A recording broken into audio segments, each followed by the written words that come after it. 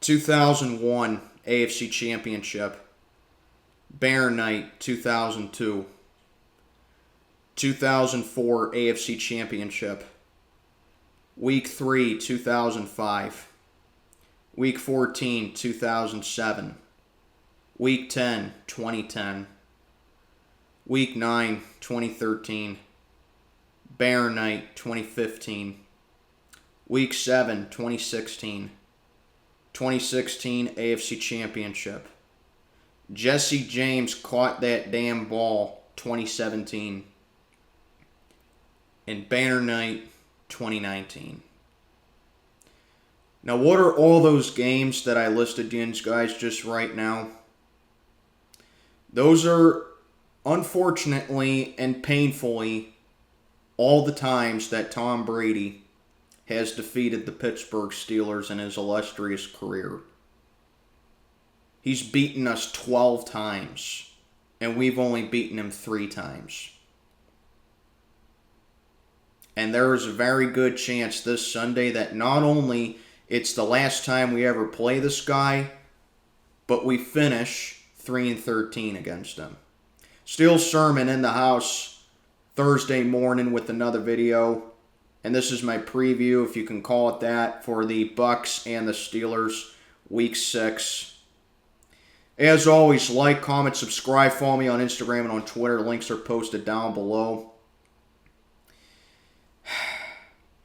It's amazing that we go from playing the hardest game on the schedule one week to playing the second hardest game on the schedule the next week.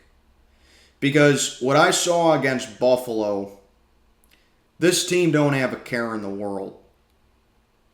They just don't. They have no heart, no pride, no guts, no glory, no nothing.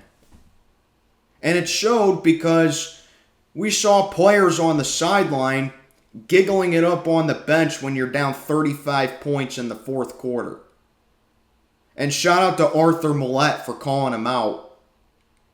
But that doesn't change the fact that this team just does not care. Instead of trying to fix things, and instead of trying to make things better, and instead of trying to improve, and instead of trying to be a competitor, no, I'm just going to hang my head, collect my paycheck, go back to my big fancy house, drive my sexy sports car to my house, and just get ready for the next game and collect my paycheck then. Most of the players on this team haven't earned that friggin' paycheck, and I'm wearing my Mean Joe Green jersey in this one because it's about time someone in this fan base told these youngins and told these lazy scrubs what it means to be a Pittsburgh Steeler. You think Mean Joe Green would have allowed that? You think Jack Lambert would have allowed that? You think Mel Blount would have allowed that? You think Terry Bradshaw would have allowed that? Franco Harris, Donnie Shell, Lynn Swann, John Stallworth? You think Chuck Noll would have allowed that? You think Bill Cowher would have allowed this? Because let me tell you something. Chuck Noll and Bill Cowher are the greatest head coaches for the history of this franchise. Chuck Noll resurrected this franchise from the dead because we were the laughingstock of the NFL deep into the 1960s. And then Chuck Noll comes and he makes us a dynasty. And Bill Cowher mastered it. Because Bill Cowher is part of Pittsburgh. Born and raised in Crafton, Pennsylvania. He knows what it's like to play in a tough, blue-collar, hard-working environment like Pittsburgh. And he was the perfect head coach for this franchise. Mike Tomlin don't know that because he's from Virginia. He don't know what it's like to be in Pittsburgh. He don't know what it's like to be tough-nosed. He don't know what it's like to be, disciplined. And he can come out here and say, well, this all starts with me. No one wants to hear this, Tomlin. Because all you do is talk, okay? Let me tell you something about Mike Tomlin. He's a great talker. He's a great public speaker. We know he has a broad vocabulary. We all know he likes to use them big-ass words in his press game and post-game conferences. We all know that. He's a real good public speaker. Too bad he's a mediocre head coach that strived on high-end talent the majority of his career. And look at him now. He don't have a Hall of Fame quarterback. He don't have a top 5 defense. And he looks completely lost. And don't give me this crap about, his best player's missing in TJ Watt. Oh yeah, so why did Mike Vrabel win Coach of the Year last year when he was missing his best player for half the season? Derrick Henry goes down, everyone thinks Tennessee's going to go downhill. What does Mike Vrabel do? He finds talent in no-name running backs who would probably be third-string running backs on most teams, and he makes them serviceable and guides Tennessee to the number 1 seed in the AFC last year. Mike Tomlin can't do that because he just panics. And he makes little to no changes. Putting Kenny Pickett in the second half against the Jets a couple weeks ago, that was a good first step. And now you're still not doing anything. And now you're going back to your old ways of not changing anything. So it starts with me. Oh, really, Tomlin? If it starts with you, how about you make more changes? When you're down 35 points, or not even that, when you're down 21 points to the Buffalo Bills, try something different. We have been hounding you for weeks on end before the regular season even began. Why isn't Mark Robinson getting more time over Devin Bush? Because you're not bringing Devin Bush back next year, okay? He's on a prove-it year. He hasn't played up to his abilities. He continues to be a lazy slug in the middle of the field. He ain't coming back. He ain't going to be a Steeler next year. Give Mark Robinson some more time. Why haven't you done that? Why isn't Loudermilk getting more reps? Why haven't we seen him? Why is he still on the special teams?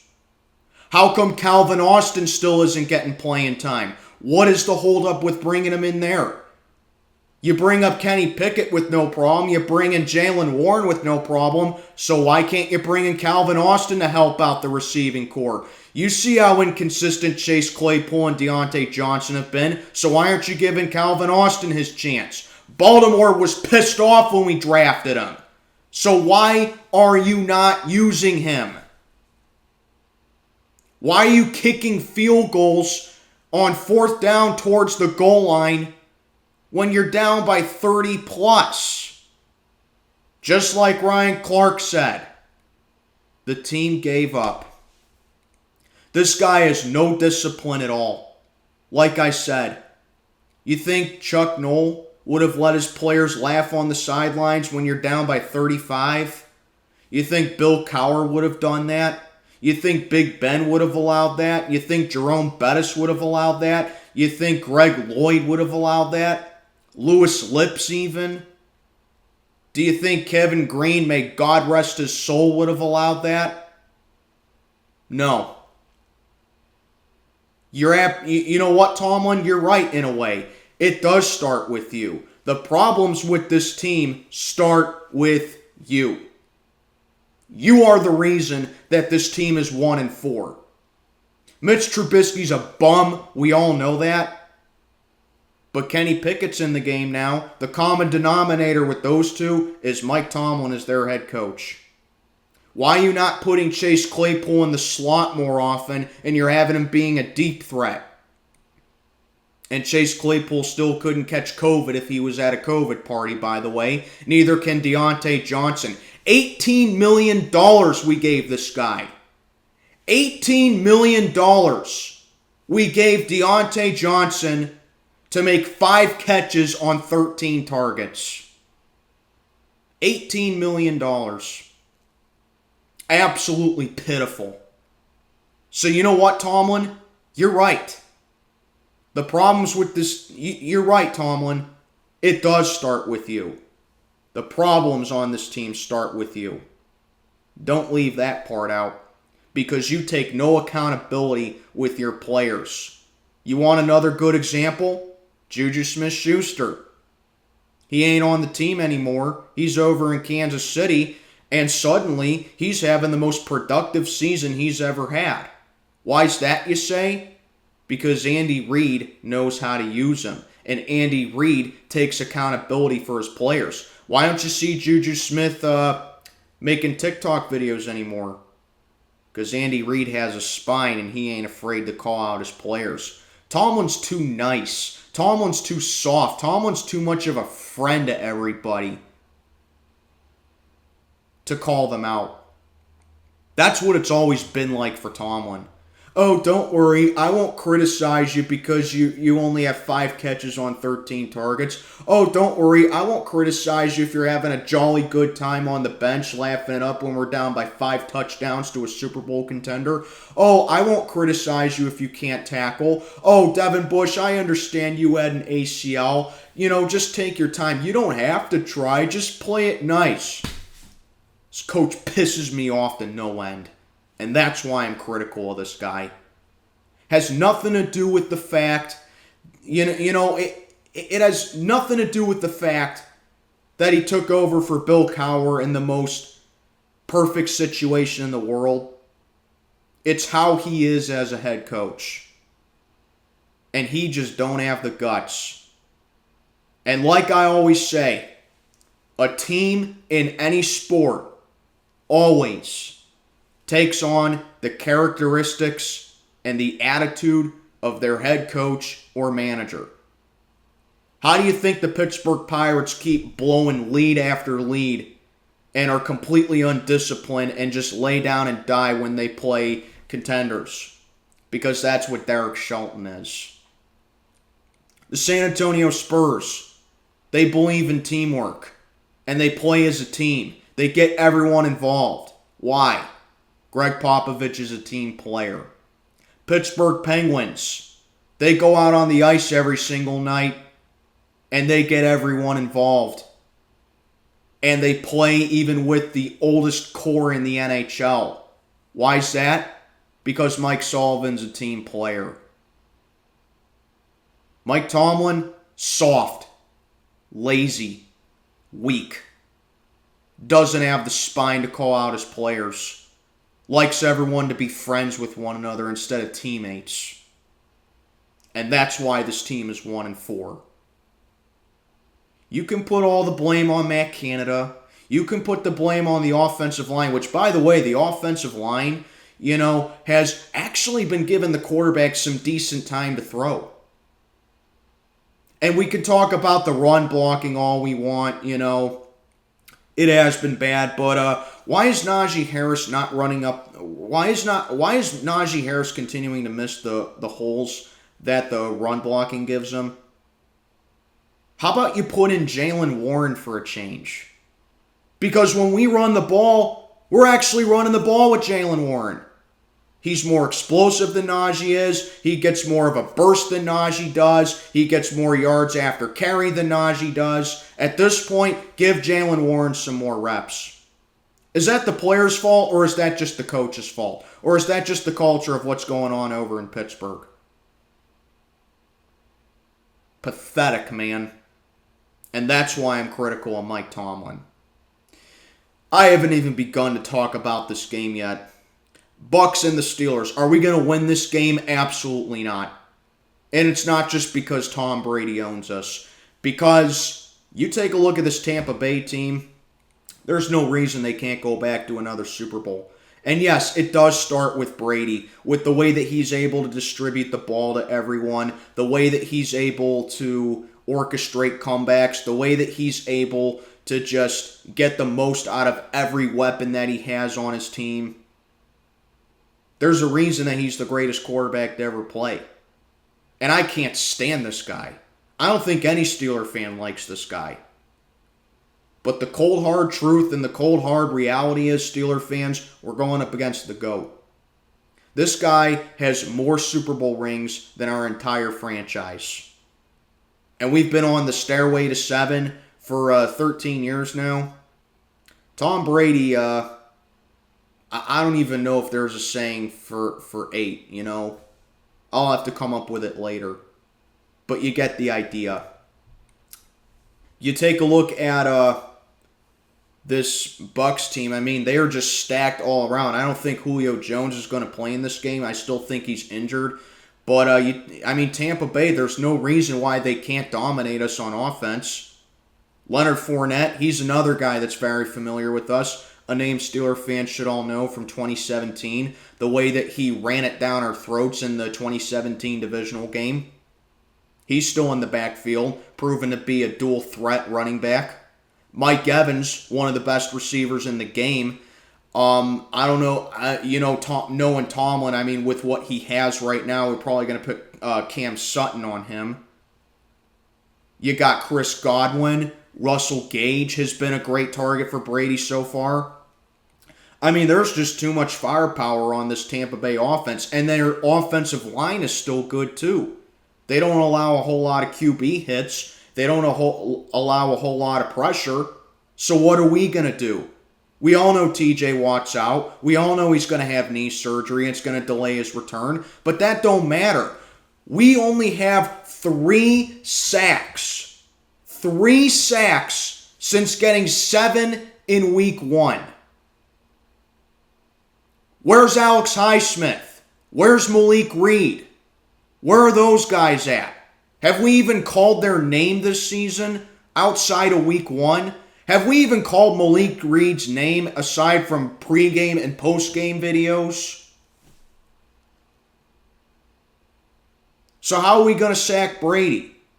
How are we going to get to this guy when A, their O-line doesn't allow any pressure and they don't allow QB hits and we can't generate pressure? We're screwed when it comes to a pass rush this week. But they're going to have no problem on defense. Why is that? You take a look at their main guys in Devin White, Levante David, and Vita Vea. Their secondary is a little spotty, but it can still make some real good plays. They're still capable of generating a turnover. Are you sure putting Kenny Pickett in against this defense is the right way to go? At this point, you don't have a chance because you took this guy 20th overall and you're confident that he's going to be the guy for us long term. Now he's going up against a Super Bowl caliber defense. Their rush defense is even better. You think Najee Harris has had a disappointing year so far? You think we don't have any fluidity when it comes to our run game? Tampa Bay possibly has the best rush defense in the league. What the hell are we going to do? What are we going to do? This is Kenny Pickett's first home start in his career. And I know Tampa Bay's been lackluster on offense this year, and I know that the pass defense for us mainly has been doing okay for us, but what I saw last week against Buffalo, okay, allowing Gabe Davis, and it's not a knock at Gabe Davis, he's a good receiver, but he's Buffalo's second receiver, and he had 2 touchdown receptions of over 60 yards. What are we going to do? We don't have Ahkello Witherspoon. We don't have Terrell Evans. That's probably for the best for this secondary right now. They're probably still going to be out for this game. And then, of course, like I said, with offense, there's not much we can do because Calvin Austin, for whatever reason, still isn't getting reps. We're not giving Jalen Warren more plays. And Johnson and Claypool, they're as inconsistent as they can be. Those are the 2 guys. Johnson, at the very most, is a guy that we were heavily anticipating this year with that extension that he got. It's looking like a big waste of money so far. And, I mean, really the only way that I think we can have any sort of offensive game plan, just keep throwing it to George Pickens. Oh, but don't worry, Tampa Bay's going to have 2 guys on him, you know that. What are we going to do? What are we going to do? I think the only way we have any sort of possibility of winning this game, and no keys to victory this week, okay? No keys to victory. I think the only way, because let's be honest, No one expects us to win this game, myself included. I didn't expect us to beat Buffalo. I think anyone with half a brain cell could have not expected us to beat Buffalo. But I said, you know what? We can at least make it close with them. God almighty, was I wrong. But I think the only way possible you have any chance of beating this Tampa Bay team is that you have to open up the playbook. You have to be able to give Jaylen Warren more reps. You have to be able to let Kenny Pickett be himself, which is why when we get in a big deficit, Matt Canada, don't incorporate your personal offense. Allow Kenny Pickett to go out there and engineer the offense. Because I know he has yet to throw a passing touchdown, but I see a young guy out there who wants to engineer this offense. And we saw it all game Sunday. It's just too bad hardly anyone could step up with the team. So open up the playbook. Give Jaylen Warren more reps. Najee Harris ain't cutting it this year, so give Jaylen Warren a bit more of an opportunity. Build a lead and keep Leonard Fournette down. Because with Tom Brady, he's had a little bit of an off year so far, but still, we all know the quarterback that he is. But you have to be able to build up a lead, let Tom Brady be able to...